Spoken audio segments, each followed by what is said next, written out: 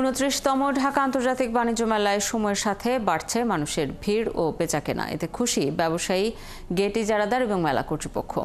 ঢাকা আন্তর্জাতিক বাণিজ্য মেলার সবশেষ খবর জানাতে যুক্ত হচ্ছেন সহকর্মী রিয়াজ হোসেন। রিয়াজ, বাণিজ্য মেলায় আজকের পরিস্থিতি কেমন দেখছেন? বেচাকেনা কেমন চলছে আর বিক্রেতারা কি বলছেন? এক্ষেত্রে মেলার ব্যবস্থাপনা নিয়ে কোনো অভিযোগ আছে কিনা জানাবেন। শাওন, মেলা কিন্তু শেষের দিকে চলে আসছে। আজকে 21তম দিন। 21 দিন আর মাত্র 10 দিন পরে তারা নামবে ঢাকা আন্তর্জাতিক বাণিজ্য মেলার 29তম আসরে। আর যে কথা আমি জানতে চাই যে মেলার বেচাকেনা, মেলার শুরুতে কিন্তু বেচাকেনা তেমন হয়নি বলে যে আমাদেরকে ব্যবসায়ীরা অনেকটা আমাদেরকে জানিয়েছিল। তবে মেলার 15 দিন পেরোনোর পর থেকে কিন্তু মেলার বেচাকেনা, মেলার যে চিত্র সেটা কিন্তু সম্পূর্ণভাবে চেঞ্জ হয়ে গেছে। আর সেটা কিন্তু আমরা দেখতে, এতে করে কিন্তু ব্যবসায়ীরা অনেকটাই খুশি। তারা আমাদেরকে জানিয়েছেন যে মেলায় আসলে তাদের যে আশা নিয়ে এসেছিল সেটাই কিন্তু তারা পূরণ হচ্ছে এবং সামনের সময়গুলো তারা বেচাকেনা অনেকটা বাড়বে বলে আমাদেরকে জানিয়েছেন। আর বিশেষ করে আমরা অনেক ক্রেতাদের সাথে কথা বলি, তারা আমাদেরকে জানিয়েছেন যে মেলায় আসলে বাইরের পণ্যের চাইতে ভিতরে, বাইরের পণ্যের যে দামটা, ভিতরে কিন্তু পণ্যের সামগ্রীর দাম অনেকটাই বেশি। সেজন্যই কিন্তু আমরা যেটা তারা অভিযোগ করেছে যে পণ্য সামগ্রীর দাম বেশি হওয়ার কারণে কিন্তু অনেকটাই তারা হিমশিম খাচ্ছে। তো আমি মেলায় একজন ক্রেতার সাথে কথা বলবো, আমি জানতে চাবো মেলায় আসছে এবার শেষ মুহূর্তে বেচাকেনা কিরকম মনে হচ্ছে?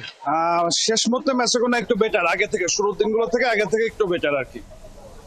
শাওন, আরেকটা কথা আপনাকে জানিয়ে রাখি যে মেলার যে ব্যবস্থাপনার কথা আপনি জানতে চাইছেন। মেলা কিন্তু আমরা শুরু থেকে আমরা জানি যে মেলায় কিন্তু যে নিম্নমানের যে পণ্যের যে পসরা, সেগুলোর কিন্তু অভিযোগটা আমরা গতকালকে আমরা জানতে পারছি। গতকালে কিন্তু ভোক্তা অধিকার একটি মিয়াকু একটি দোকানে কিন্তু অভিযান চালায়। সেখানে নিম্নমানের টেলিভিশন বিক্রির দায় কিন্তু সে দোকানদারকে 1 লক্ষ টাকা জরিমানা করেছেন। এবং ভোক্তা অধিকারের যে সরকারি পরিচালক জব্বার আমাদেরকে জানিয়েছেন যে তাদের সেই অভিযান তারা অব্যাহত রাখবে, যাতে করে মেলার যে গুণগত মান এবং সুনাম সেটা যেন নষ্ট না হয় সেদিকে তারা সার্বিকভাবে খেয়াল রাখবে। আরেকটা কথা বলা রাখে, মেলায় কিন্তু এবছর দেশীয় এবং বিদেশি 361টি স্টল কিন্তু বিভিন্ন পণ্য সামগ্রীর পসরা নিয়ে তারা অংশগ্রহণ করেছে।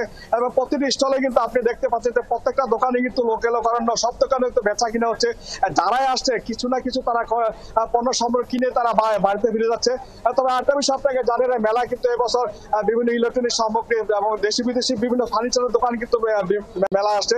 তারা কিন্তু আমাদেরকে জানিয়েছেন যে মেলার শুরুতে কিন্তু মেলার যে বিষয়টা বেচা কেনার কথা ছিল শুরু হয়নি, কিন্তু শেষ পার থেকে আসার পরে কিন্তু তাদের যে অর্ডারের কথা সেগুলো কিন্তু তারা আমাদেরকে জানিয়েছে। তার সময় যত বড় তখন তারা বেচা কেনা ভালো হবে বলে আমাদেরকে জানিয়েছেন।